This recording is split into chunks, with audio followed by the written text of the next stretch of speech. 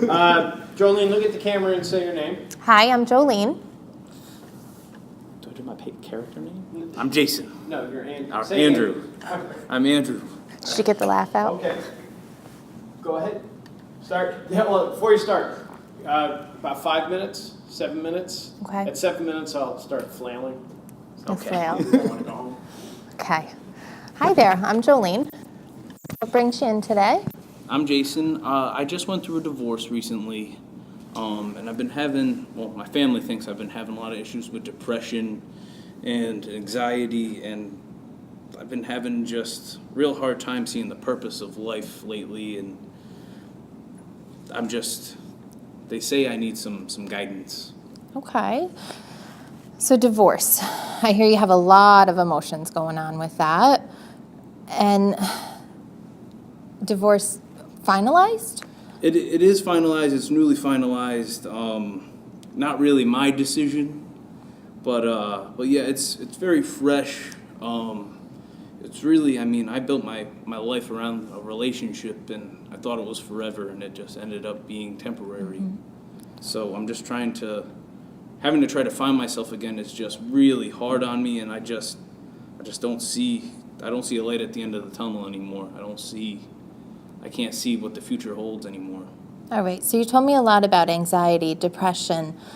Can you tell me more about those feelings that you're labeling as depression? What's going on there? I'm down, I'm lost, I'm not positive anymore. I don't see an end to it. I'm just trapped in just this feeling of just pity and self-loathing, and I just can't see the point. Okay. Pity and self-loathing. Those are some pretty strong feelings that you're having. Have you done anything to make yourself happy? Do something fun? I mean, I've been trying. I mean, my family's very important to me. I've been spending a lot of time with my family. They're very supportive, and I've also thrown myself into my job and work.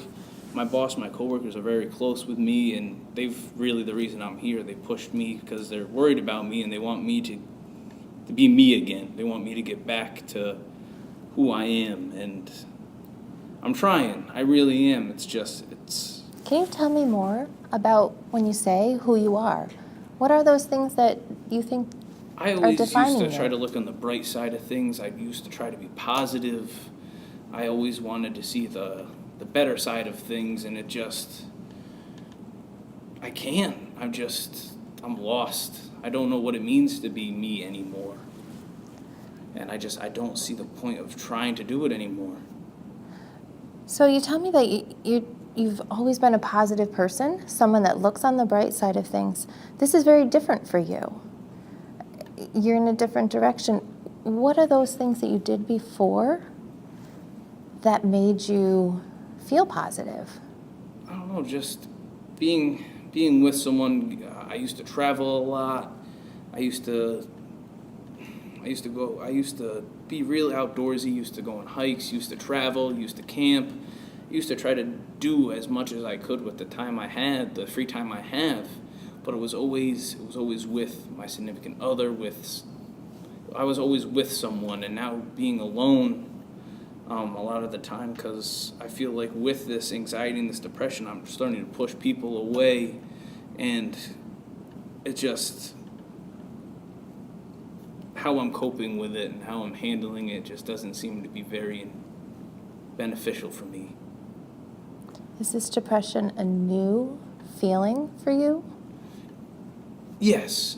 I've never dealt with depression before. I've never really had much experience with it, so that's why I'm having such a hard time deal with it. I think I'm just not equipped to deal with it on my own, and that's why I'm trying to seek help, try to see the point of trying to fight through it.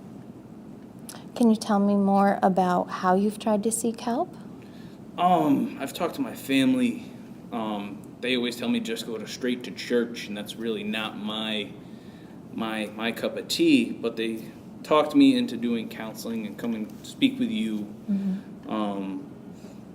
I've self-medicated in a way. I've always drank socially, but it's become a little worse, and that's another reason why they told me to seek help. I just trying to drown my sorrows, so to speak.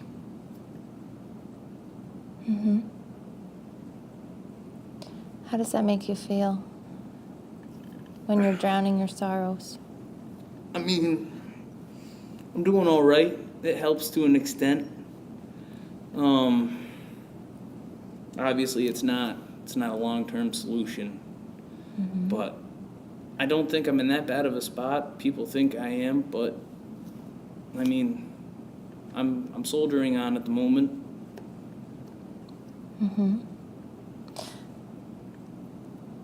Now I see you smile when you say that. And you go in a direction of happy, but you tell me how much that you're feeling these other feelings of sad and depression, anxiety. I try to hide it as much as I can. It's, if you build a mask, if you smile, people don't know how broken you are on the inside. And I think it also helps when I look in the mirror and see a smile. It's almost trying to lie to myself to make me feel like I'm all right, like I'm not falling apart. I too have gone through a divorce, and sometimes you do feel, with the eyes on you, that you do have to put up a front. That's a pretty heavy burden. Do you ever get exhausted from it? It's just my baseline state of being at this point.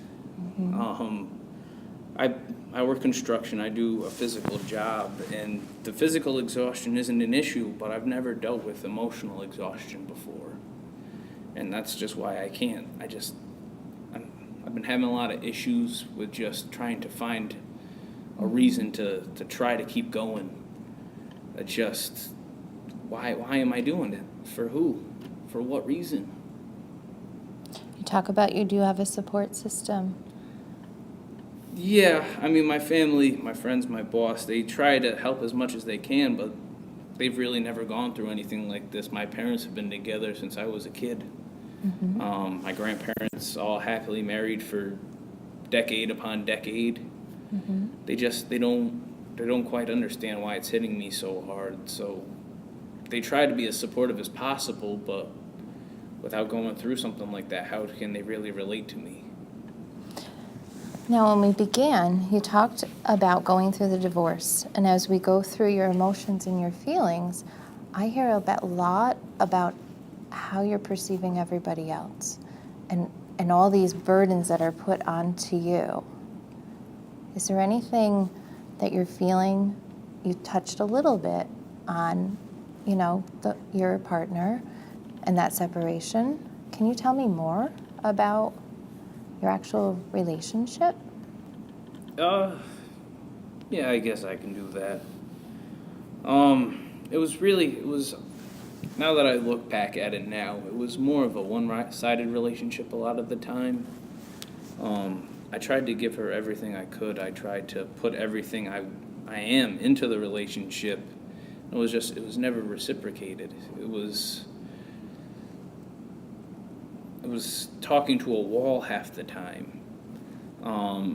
I think half the time she did stuff with me just to shut me up for 5 minutes. And people, my family and stuff, always tried to point that out, but I was always just oblivious to it and kind of blind to it. But it was what I was used to. It's what I knew. So it just became the normal. It became what I needed. And now that it's gone, it's, like I said before, it's just losing who I am, losing myself, because I don't have that safety blanket, so to speak, to make me feel like at least I'm doing something right. Like when stuff went wrong, at least I had a relationship that was going right, to make me feel like I was at least going down a path. Would it be fair to say that you're feeling some feelings of failing? That's safe to say, I suppose. Maybe not failing, more like I failed the first test and just getting ready for the next test. Okay. You guys are at 10 minutes. Because